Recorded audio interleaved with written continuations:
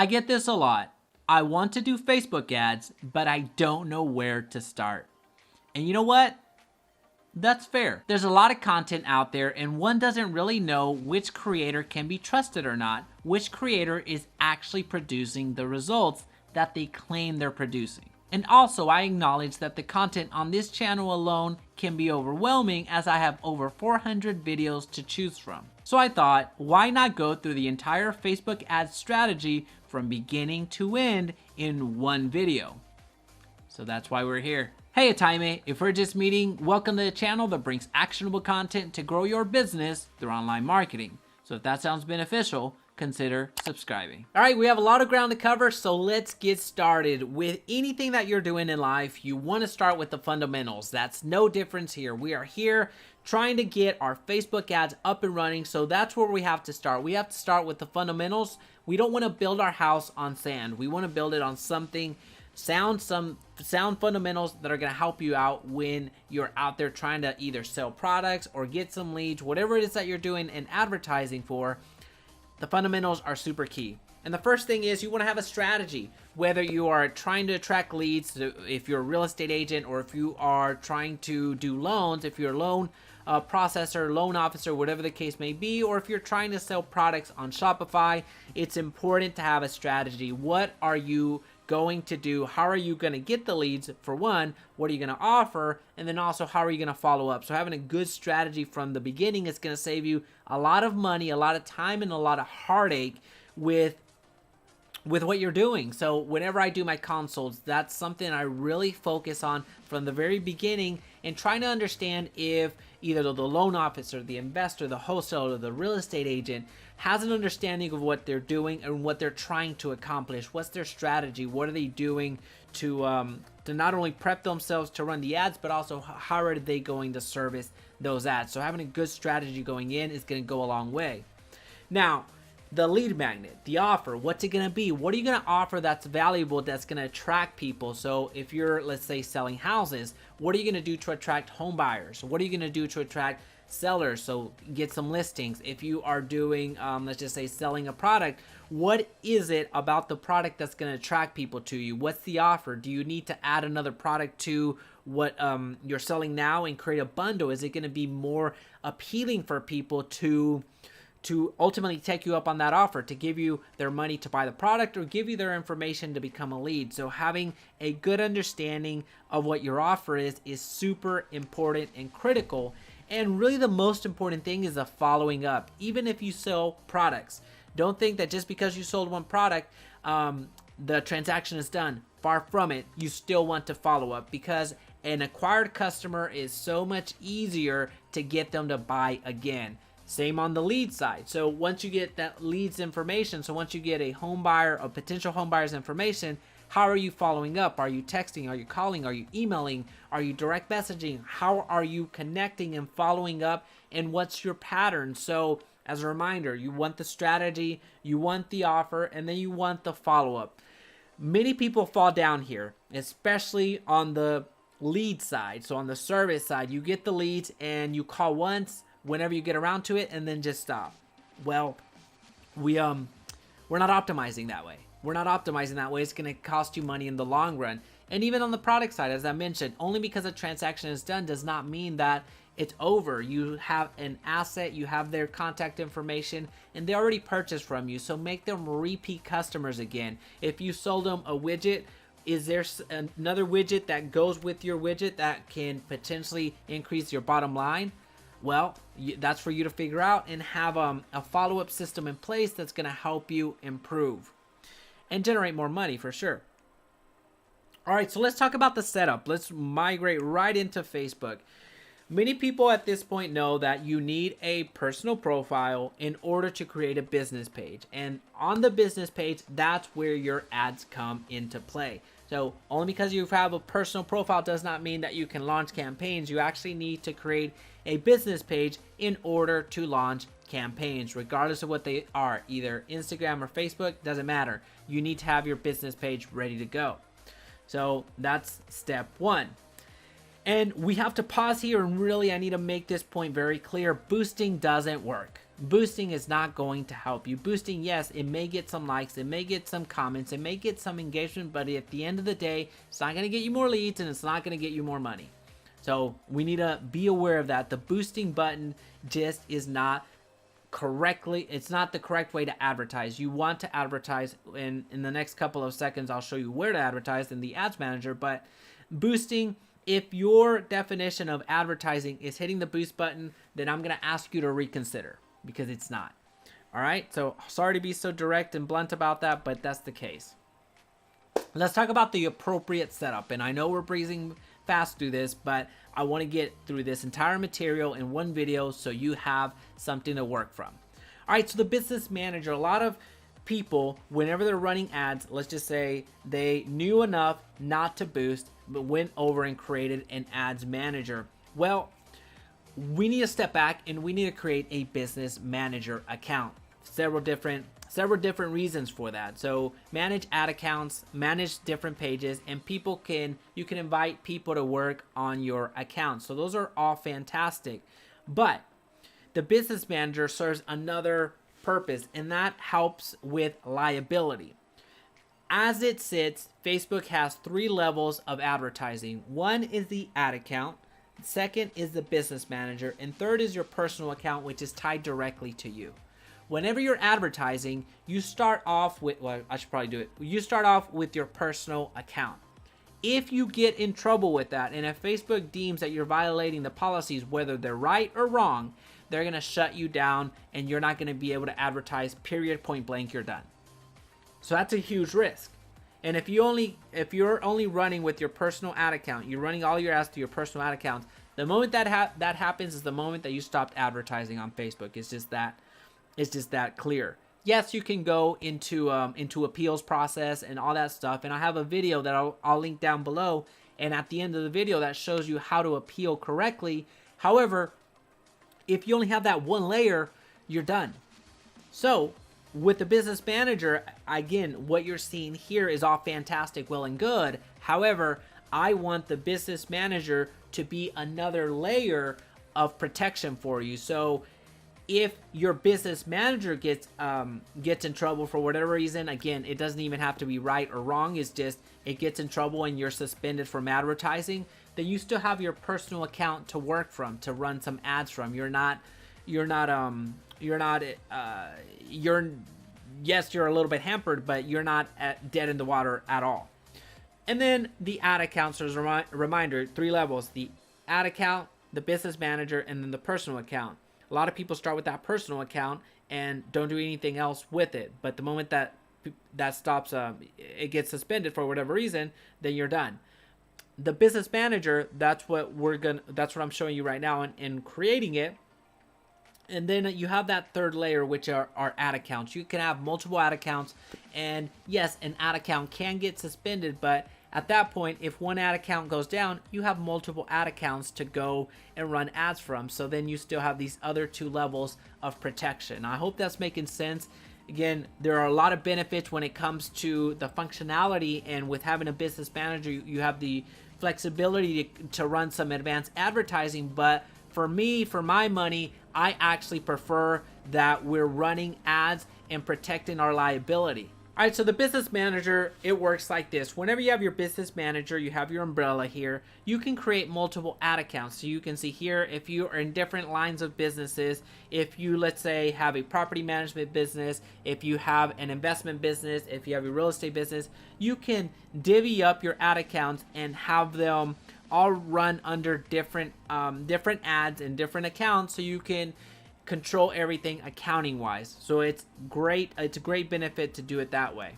All right, so your business manager controls different things, and you have different levels of access. So from the business manager, you can be the admin and give other people the admin right as well, and you see everything that they control. But you also have the ability to create accounts or invite other people and give them the employee access, so they don't have access to everything. And from the business manager, you see everything that you have access to. You have access to the business pages, business manager ad accounts, Instagram ad accounts, which are almost synonymous with Facebook ad accounts. You have the finance, so credit card information, and other types of permissions. So you have these levels of permissions that you don't that you can issue to people and don't have to give them your login information. In fact, if you have a marketer, or if you are a marketer that is requesting login information for people, then know that that is wrong. You shouldn't be doing that. It's just a huge liability for both parties. All right. Now let's go on to the creation. The creation is the fun part. This is where you see a lot of the videos on this channel on how to actually create your ad accounts. This is what your ads manager looks like. As a reminder, we're not boosting. So to get to this ads manager is all you have to do is go to manage ads on your top right drop down arrow whenever you log into Facebook, and you are here. You're at the ads manager. This is where all of your advertising goes down.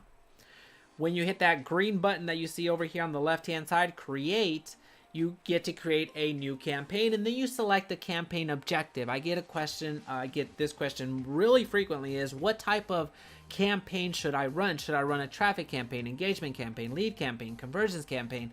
The list goes on. Well, the correct answer is the one that achieves the goal that you're after. It goes back to the strategy. Having a strategy, what are you going to do? How are you going to offer it? How are you going to follow up?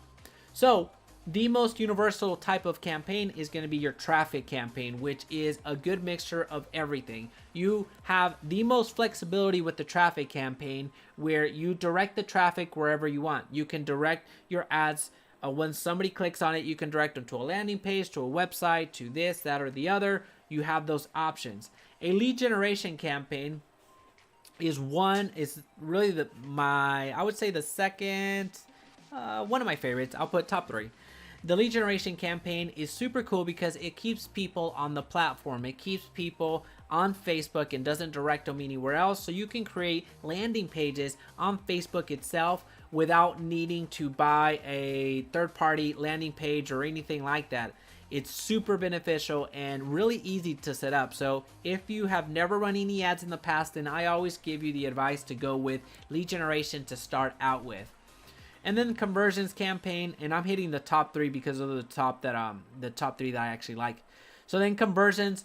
With conversions, it requires a bit more work, but conversions help you measure what's working and amplify what's working. So what that means is you have the measurement of what's actually converting, but also Facebook's taking all of this data and getting smarter. It's making your Facebook pixel smarter to where it's going out and finding more customers, more leads, more people that are going to be more receptive to your advertising. So all of that, again, it's quite extensive. We don't need to go into every single one of those, but depending on your goal is what you want to select for your campaign objective. And if you hover over these, whenever you're running your ad, it's going to give you a description of what it actually does and how to use it.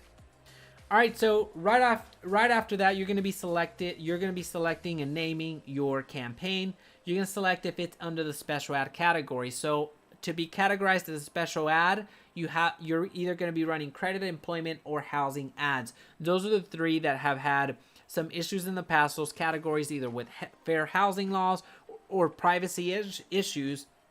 So Facebook has made some restrictions with that. And the restrictions primarily have to do with targeting. So you're no longer able to target based off of age, based off of demographics, based off of gender, and several different items. So that's why if you're running a credit, employment, and housing ad, then you do have to select it right here. And I believe in this example, I actually select the housing. So know that if you don't select the special ad category, then you have a few more options, and I'll point them out in the next screen. Buying type, auction, which everything is an auction based, so that's the default. The objective, traffic, so confirming exactly what you selected at the front end, because remember, you selected a traffic. All right, we're gonna keep going, and now we're at the ad set. At the ad set, this is where you select who is going to see your ad. From the campaign where we just came from, here we're selecting the what's important to us over here, the objective, what's our objective, and then when we get to the ad set is who we're targeting, who's actually going to see this. And then on the next screens, you're going to see the ad. That is what they actually see, what the people that we select here are going to be seeing. So at the ad set, you have you're going to name it. The traffic goes to a website. Dynamic creative, that is a way of split testing it. It updates automatically based off of the catalog of items that you upload. An offer, if you have a specific offer, whether that's a service or that's a lead, or that's a product, then you add it right there. And then the budget and schedule, you have the budget that you want to spend for this particular campaign. And if you want to start immediately or have an end date, you have that option right there. All right, so this is all in one screen. So this ad set, if you scroll down, this is what you would be seeing. So I broke it up into different screens, so it wasn't so fine print. All right, so when you are selecting a custom audience, this is where you would call it back out. So there's 3 different things that of audiences. You can save an audience. So based off of all of the criteria that you select, if you like it, based off of who you want to include, who you want to exclude, and all that fun stuff. If you don't want to have to type it all in again and do that every single time, then you can save the audience. It's almost like a template. So that's one level. A custom audience is one that you will go into amplifying our ads towards the end of our video today. But a custom audience is one that you create that's unique to your ad account, that's unique to you. And we'll go into it in a little bit, but that's the second level. And then the third level is either a special ad audience or a lookalike audience. If you're running a special ad, then you're going to create a special ad audience. Or if you're running any regular types of ads, then you can do a lookalike audience. Both of those, again, special ad audience and a lookalike audience, both of those look at a custom audience and amplify it across Facebook. So it makes the audience that you have of, let's just say, 10,000 past customers, and it amplifies and goes into Facebook and to Instagram looking for customers that have similar profiles to the 10,000 that already purchased from you or that already became customers. So it's a huge magnifier. And this is where you would call back that audience. So you would create it and then you would select it right here. All right, going into the location, you have people living in or recently in this location. There's another option of people living in this location. That's primarily the ads that I run, because either if I'm running ads for a business, for agents, for loan officers, investors, wholesalers, all that fun stuff, then most of the time I'm wanting to advertise to the people that actually live in a certain geography that I select. And you would select the area right there. Select the gender, self-explanatory. Selecting gender, self-explanatory, age, self-explanatory, and then the demographics and interests. So if you're targeting, let's say, home buyers, then you would, in the interest, select Zillow, or split test it against Trulia, or split test it against Realtor.com. Or if you are promoting a product to parents of infants, then you would select parents of infants here. But again, it just depends on the product and if you're running ads from the special ad category. All right. And then as we continue to scroll down, then we have the placements. You see that it has the automatic placements, which is going to go into Facebook, into Instagram, into the audience network, and various other placements. Or if you go to the manual placements, which I didn't include here, you can select only to advertise on Facebook, only to advertise on Instagram, and make some adjustments that way, which is what I highly encourage you to do. Split test the placements so you see, am I getting more of a return from Facebook or am I getting more of a return from Instagram? That split testing will help you identify that.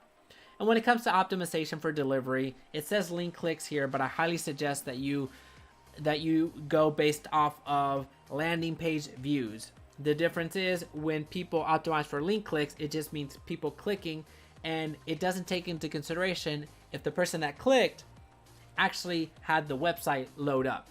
So you could very easily click and immediately come back out and the website didn't load up. And if you have that enough, then you're optimizing for people that just click but never actually have your website load up or even see your offer, as opposed to optimizing the ad delivery for pages that actually pull up. So that's a big distinction there, and that's why, even though I didn't select it here in the snapshots, I do encourage you to optimize based off of landing page views. All right, so now we're here at the actual ad. As a reminder, we went through the campaign. We just got through 3 slides or so about the ad set, And now we're at the ad. This is what people are going to actually see. And you see the name right there, so you'll name it whatever you want. If you are running a Instagram ad, then you can add your Instagram account if you would like, but know that you don't have to have one. You can easily run the ads from Facebook that'll get pushed over to Instagram. You don't have to have an Instagram account, although I do suggest it. And you can select the page that you want to run the ads from. And then right here, we're going to go through and you're going to see that here's an example of an ad. And then this is the primary text for the ad. So this ad has actually performed incredibly well for me. So if you are a real estate agent, then you might want to copy what's on the screen right now because it's very effective. All right, so this is you adding an image or a video, whatever the case may be, and then adding the primary text, which is what people are going to read, having a headline and having a description, and then pointing them to a website of your choosing. So that's the ad. And I know we're rolling fast, but if there's anything that you missed, either go back and watch again or use the links down below, which will point you to different trainings when it comes to either the Facebook pixels, creating custom conversions, creating a lead generation campaign, whatever the case may be. There's over 400 videos in this channel, so make sure to subscribe so you don't you don't miss another video. So there are there's other resources for you right on this channel. So if you're missing something, either go back and catch up there or check out the link in the description or just go to the video library so you can go specifically and look up whatever you want to get a little bit more training on. Now let's get into the optimization. The optimization is super important once you have your campaigns launched because you want to make them smarter, and the Facebook pixel is something that does just that. A Facebook pixel, we can read what it says, but 1 pixel for conversion, tracking, optimizing, and remarketing. Basically, the Facebook pixel is a piece of code that goes onto your websites, whether that's your landing pages, your websites, wherever it is that you're driving traffic to. You're going to put that code on your website so you have the ability to remarket to the people that land on that website. So as an example, if you put your pixel on the thank you page or on the checkout cart of people that have already checked out from your page, then you're able to remarket to those people specifically and sell them another widget. So it goes back to, having a strategy and the follow-up and having a follow-up system to where all the people that have already become leads or have become customers of yours for whatever product you're selling, you're able to market to them again. So you're not losing that audience. You're actually staying in front of them as much as possible. And that's what the Facebook pixel allows you to do. You're able to create different audiences and you're able to convert different audiences thanks to the Facebook pixel.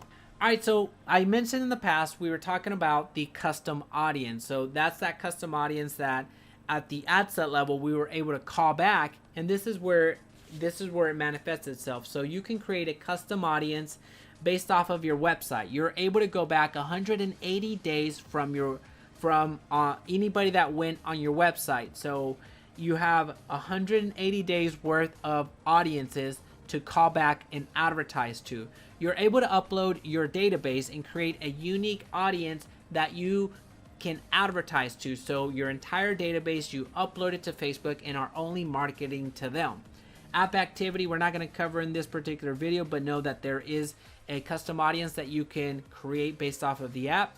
Activity, offline activity. So this requires some synchronization between your point of sale service and Facebook, which we're not going to get into this particular video, but know that that's a thing. And then you can also use Facebook sources. So you can target people based off of the amount of time or percentage of time that they watched a video of yours or a specific video of yours. You can retarget based off of them interacting with your Instagram business profile. You can also retarget based off of people that opened up your lead form. You can retarget people based off of if they clicked on your events, if they plan on going to your events or not. Instant experience, which is more of a mobile experience, and then your Facebook page as a whole. So you have your Facebook business page that you can retarget people that either like, click, commented, not subscribed, or shared, whatever the case may be. If they engage with your Facebook page, you have the ability to target only those people. And you can go back up to 365 days here. As a reminder, website, you can go back 6 months. Here, you can go back 12 months. So there it's 180, and here's 365 days. And then leads will start loading. Leads will start coming in, and this is just the most rewarding part, getting all the leads to come in. There's just so much more that we possibly can't get into this video, but we certainly did try. So I'm gonna give you my YouTube channel as a resource. As a reminder, there's over 400 videos here to choose from, and I've covered everything about Facebook, everything about Instagram, YouTube, Google, anything that has to do with paid advertising or even organic advertising to generate business, that is in this channel. So feel free to go through, like, comment, share, and subscribe, and I will see you on the next one. Well, now that you know everything that you need to get started with Facebook ads, it's time to take it to that next level. So I'll leave a video right here that's gonna help you do just that. And if you found value today, please be sure to subscribe so we can talk again soon.